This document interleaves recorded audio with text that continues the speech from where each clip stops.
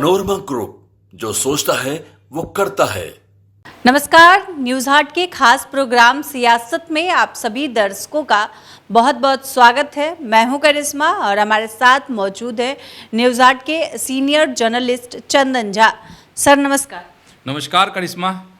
Sir, एक नेता जो हैं जदयू ज्वाइन करने की तैयारी में लगे हुए हैं, जोर शोर से जदयू में इसकी तैयारी भी शुरू हो गई है। सर कौन है वो, क्या खबर क्या है? जदयू की बात करेंगे तो जदयू में बहुत चीज़ें हो रही हैं और न्यूज़ हाट लगातार खबर बता ही रहा है। अब आगे की खबर बता देते हैं हम लोग, नहीं अपने दर्शकों को। जदयू में मीटिंग होने वाली है 5 तारीख को। खबर ये है कि डॉक्टर अरुण कुमार, जो अभी जो लोकसभा का चुनाव हुआ 2024 का, में जो जहानाबाद से जिन्होंने चुनाव लड़ा था, वो जदयू ज्वाइन कर सकते हैं। एकदम एक लाइन बड़ी खबर है, ये बड़ी खबर है। और उससे भी आगे की बात बता देते हैं। नहीं, बहुत चल रहा है ना कि एक और बड़ी जिम्मेदारी मिलने वाली है अरुण कुमार को। ठीक है, अब बड़ी जिम्मेदारी, थोड़ा सा पेशेंस रखिए, बताएंगे कि क्या जिम्मेदारी मिल सकती है। ये प्लॉट कैसे तैयार हुआ है? देखो, जब समता पार्टी बनी थी उस समय से नीतीश कुमार के साथ रहने वाले लोगों में से अरुण कुमार भी हैं, लेकिन बीच में कुछ ऐसा हुआ कि आए भी गए भी, ये सब सिलसिला हुआ है।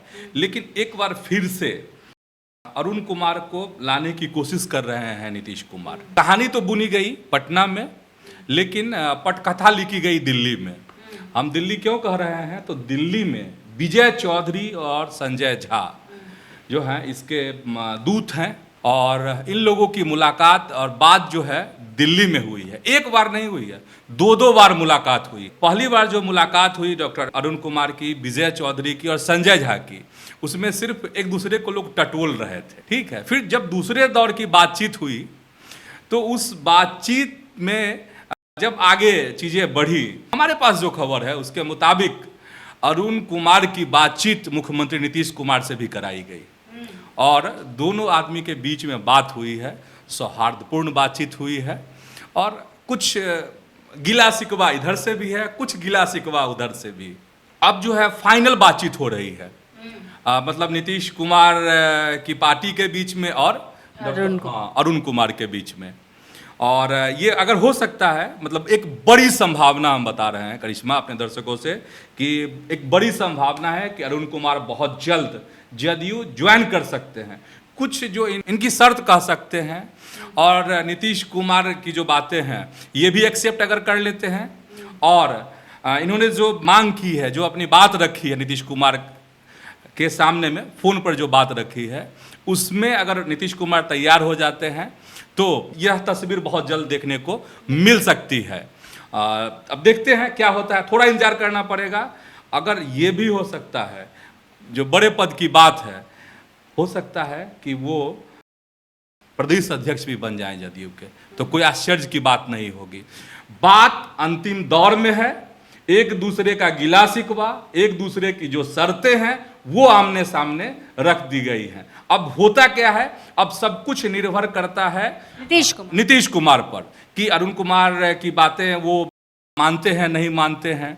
अच्छा, वैसे तो जदयू में एक बड़ी तैयारी चल रही है करिश्मा, मतलब जदयू में क्या, सब में, भाजपा भी अपने हिसाब से तैयारी कर रही है, राजद भी अपने हिसाब से तैयारी कर रही है 2025 के चुनाव की। और अरुण कुमार भूमिहार समाज से आते हैं और उन्होंने अपना, भले वो चुनाव नहीं जीत सके जहानाबाद से, लेकिन जलवा तो दिखा ही दिया था, जदयू के प्रत्याशी को तो हरा ही दिया। ठीक है, तो इस लिहाज से, अगर सियासत की लिहाज से अगर हम बात करते हैं तो बड़ी खबर है ये कि अरुण कुमार एक बार फिर जदयू ज्वाइन कर सकते हैं, नीतीश कुमार के आ सकते हैं। बड़ी जिम्मेदारी मिलने की संभावना है, थोड़ा और इंतजार करना पड़ेगा।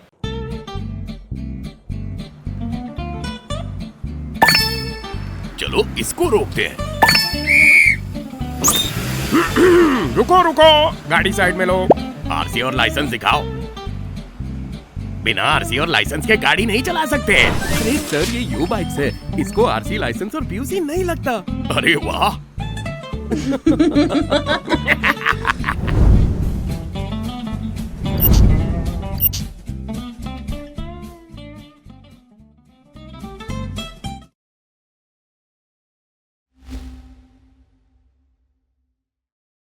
सर इधर मनीष वर्मा भी तैयारी में जुट गए हैं, कार्यकर्ता समागम यात्रा कर रहे हैं, उनकी यात्रा की शुरुआत भी हो गई है। सर इस पर आप क्या कहेंगे? हाँ, ये बस जदयू जो मजबूत खुद को कर रहा है, जदयू आगे की सियासी लड़ाई के लिए, तो उसकी एक आगाज भी है। लोग अपने हिसाब से कह रहे हैं कि लॉन्च किया जा रहा है मनीष वर्मा को, जिस तरह कभी आरसीपी सिंह को किया गया था। क्यों दोनों की तुलना हो रही है? दोनों की तुलना इसलिए हो रही है कि आरसीपी सिंह भी आईएएस रहे थे, यह भी आईएएस थे, वीआरएस लेकर इन्होंने राजनीति शुरुआत की है। तो कार्यकर्ता समागम जो है 38 जिले में होगा और इसकी जिम्मेदारी जो है मनीष वर्मा को दी गई है और नीतीश कुमार ने यह जिम्मेदारी दी है। राष्ट्रीय महासचिव है मनीष वर्मा और हर जगह जो कार्यक्रम होगा यह कार्यकर्ता समागम, उसकी खासियत यह होगी कि ये मुख्य अतिथि होंगे उस कार्यक्रम के, मनीष वर्मा। तो आज मुजफ्फरपुर से शुरुआत हो रही है और 2 दिन मनीष वर्मा मुजफ्फरपुर में रहेंगे और इस दौरान वह तमाम कार्यकर्ताओं के सुझाव और शिकायत दोनों सुनेंगे और कहा जा रहा है कि ये जो सुझाव होंगे और जो शिकायत होगी वह मुख्यमंत्री नीतीश कुमार के पास वह पहुंचाएंगे। मतलब आगे की तैयारी हो रही है। मुजफ्फरपुर के बाद मनीष वर्मा 2 दिन यहाँ रहेंगे, फिर 29 तारीख को वो चले जाएंगे सिवान। सिवान में भी इसी तरह के कार्यक्रम होंगे और इस तरीके से पूरे बिहार में 38 जिले में कार्यक्रम होंगे। पनोरमा ग्रुप, जो सोचता है वो करता है। सर जीतन राम मांझी कह रहे हैं कि पहले बाप ने गाली दी और अब बेटा गाली दे रहा है। इस तरह के बयान वो क्यों दे रहे हैं? क्या कहना चाह रहे हैं जीतन राम मांझी? ये लड़ाई जो नवादा में दलितों के अग्निकांड हुआ था, ये लड़ाई वहीं से शुरू हुई थी, लेकिन दिल में एक तूफान दबाकर जीतन राम मांझी कह रहे हैं, ये हम नहीं कह रहे हैं। जीतन राम मांझी जो है कह रहे हैं, केंद्रीय मंत्री हैं जीतन राम मांझी, वह कह रहे हैं कि हम जो हैं अपने दिल में तूफान दबा कर रखे हुए थे और कह रहे हैं कि 2014 में जब मैं चुनाव लड़ रहा था लोकसभा का, तो उस समय में मुझे इसी तरह का तंज जो है लालू प्रसाद ने किया था, जीतन शर्मा कहा था।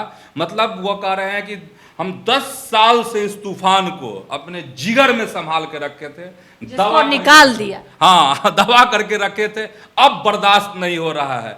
बाप ने तो कहा ही और अब जो है बेटा भी इसी तरीके से हमारा बेइज्जती कर रहा है, गाली दे रहा है, अब शब्द कह रहा है और ये लड़ाई बड़ी तीखी है। जीतन राम शर्मा और गरेरिया की लड़ाई शुरू हो गई है। जीतन राम मांझी उन्होंने भी लालू प्रसाद को लेकर बहुत तरह के सवाल उठाए थे और वो सवाल अगर मैं ठीक से नहीं कह सकता, दर्शक जानते ही होंगे, मुसहर हूँ मेरा। हाँ, लालू प्रसाद गरेरिया हैं, ये सब चीज मतलब कह सकते हैं कि सियासत कितने निम्न स्तर पर जा रही है बिहार की, वो चीजें हैं। और हम चाहते हैं करिश्मा कि हम लोग अपने इस कार्यक्रम में अच्छी अच्छी खबर, सियासत की खबरें रहें लेकिन अच्छी खबरें रहें। इस तरह की तुक्कम फैसती तू मैं वाली बात जो है उस पर हाँ चर्चा करने में मजा नहीं आता है, दर्शकों को बताने में भी शर्म आती है। लेकिन क्या करें, ये दोनों पूर्व मुख्यमंत्री हैं बिहार के, नहीं लालू प्रसाद भी मुख्यमंत्री, बताना तो बनता है। हाँ, जीतन राम मांझी भी बिहार के मुख्यमंत्री रहे हैं, तो इस नाते बता देते हैं। लेकिन कहा बस यही जीतन राम मांझी ने अपना कहा कि अब हमसे बर्दाश्त नहीं हो रहा है, ठीक है। तो इस तरीके से उन्होंने निशाने पर लिया है लालू प्रसाद को भी और तेजस्वी यादव को भी। पनोरमा ग्रुप, जो सोचता है वो करता है। सर देवेंद्र फडणवीस ने महाराष्ट्र में जो सीटें कम हुई है उसकी जिम्मेदारी अजीत पवार पर ठहरा दी है उन्होंने। हाँ, मतलब लोकसभा का चुनाव हुआ, महायुति का परफॉर्मेंस बेहतर नहीं हुआ। महायुति जो बिहार के लोग हैं, हो सकता है ध्यान में नहीं हो, लेकिन मुझे लगता है कि बिहार के लोग सियासत वाली खबरों पर ज़्यादा नजर रखते हैं, तो होगा ही ख्याल में। फिर भी हम बता देते हैं, महायुति एक गठबंधन है महाराष्ट्र में, जैसे महाविकास आघाड़ी है वैसे ही महायुति है, जिसमें भारतीय जनता पार्टी है शामिल, इसके बाद जो शिवसेना शिंदे गुट है वो शामिल है, और जो टूट करके शरद पवार से जो गुट टूट करके आया था अजीत पवार के नेतृत्व में, वो मतलब तीनों पार्टी मिलकर चुनाव लड़ी थी, लेकिन परफॉर्मेंस अच्छा नहीं रहा था। दबी जुबान पर्दे के पीछे से लोग कह रहे थे लगातार कि जो महाराष्ट्र में महायुति का प्रदर्शन अच्छा नहीं रहा लोकसभा चुनाव में, उसके पीछे अजीत पवार जिम्मेदार हैं। लेकिन पहली बार लोकसभा चुनाव के होने के इतने दिनों के बाद जो है देवेंद्र फडणवीस उप मुख्यमंत्री, अजीत पवार भी उप मुख्यमंत्री हैं महाराष्ट्र के, इन्होंने बयान दिया है, खुलकर कहा है ये स्थिति हुई लोकसभा चुनाव में, उसके पीछे अजीत पवार जिम्मेदार हैं, उनकी पार्टी जिम्मेदार है। और देवेंद्र फडणवीस का यह कहना है कि जो वोट हैं वो ट्रांसफर नहीं हुए महायुति के पक्ष में, बीजेपी को वोट ट्रांसफर नहीं हुए, जो अजीत पवार के जो वोटर हैं उन्होंने वोट नहीं किया, क्योंकि अब चुनाव कहा जा रहा है कि नज़दीक है, 2 महीने बाद वहाँ चुनाव विधानसभा का हो सकता है। तो ऐसे में एक बड़ा सवाल अब खड़ा हो रहा है करिश्मा कि क्या महाराष्ट्र में जो महायुति का यह गठबंधन है वह कमजोर होगा, टूटेगा, बिखरेगा, क्या होगा? क्योंकि पिछले दिन शरद पवार की बेटी सुप्रिया सुले ने एक बयान दिया था और एक टीवी चैनल के कार्यक्रम में कहा था खुले मन से कि अगर अजीत पवार हमसे मांगते तो हम सब कुछ दे देते, पार्टी तोड़ने की जरूरत क्या थी। तो कहीं अब जो है शरद पवार का दोनों गुट एक तो नहीं हो जाएगा, क्योंकि इधर से अगर ठुकराए जाएंगे अजीत पवार तो क्या होगा। देवेंद्र फडणवीस के इस बयान से इन सब चीज़ों की संभावनाएं जो है लोग देखने लगे हैं कि हो सकता है कि दरार आ जाए। क्या होता है थोड़ा इंतजार करना पड़ेगा अभी। तो आज के इस वीडियो में इतना ही। आगे की खबरों के लिए आप हमारे चैनल न्यूज़ 8 को सब्सक्राइब कर ले। अगर फेसबुक पर देख रहे हैं तो हमारे पेज को लाइक करना ना भूलें। हमारी वेबसाइट है news8.com, उसे भी ज़रूर विजिट करें। धन्यवाद।